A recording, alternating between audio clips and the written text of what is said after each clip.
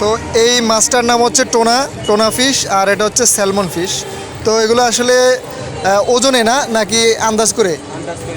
আন্দাজ করে এক একটার দাম নির্ধারণ করা হয় এবং এগুলোকে আবার ফ্রাই করা হয়। তো আপনারা দেখতে পাচ্ছেন যে এটা হচ্ছে স্যালমন ফিশ আর এটা হচ্ছে টোনা ফিশ, আর এগুলো হচ্ছে চিংড়ি, আর এটা হচ্ছে কাঁকড়া।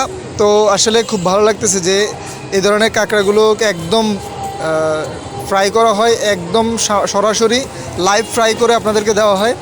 আর আপনারা দেখতে পাচ্ছেন এটা হচ্ছে টাইগার কাঁকড়া না?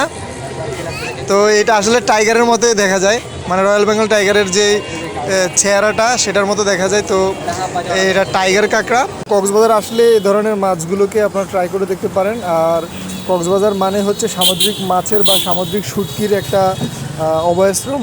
তো আপনারা এখানে চেষ্টা করলে অনেক ভালো রিজনেবল প্রাইসে আপনারা এগুলোকে ট্রাই করতে পারেন। তো এখানে রূপচাঁদা মাছও দেখা যাচ্ছে। তো রূপচাঁদা মাছগুলো আসলে একদম ছোট, আর সম্ভবত বিক্রি হয়ে গেছে, আর না হলে তাদের কালেকশনে আপাতত নেই। তবে এখানে রূপচাঁদা মাছের বিশাল কালেকশন থাকে। আমি এর আগে যখন ট্রাই করেছিলাম তখন দেখতে পেরেছি, যেহেতু সম্ভবত কালেকশনে নেই। যাক, এখানে কিন্তু আসলে আপনারা সকল মাছ পাবেন।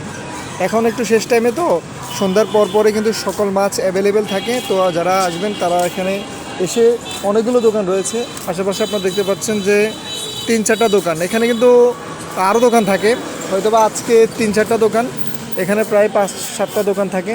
সবগুলোতে আপনারা বিভিন্ন মাছ পেয়ে যাবেন। তো কক্সবাজার আসলে অবশ্যই সাংস্কৃতিক কেন্দ্র দিয়ে লাবণী পয়েন্টে, অর্থাৎ বার্মিজ মার্কেট হয়ে যে রোডটা এসেছে সেটাতে চলে আসবেন।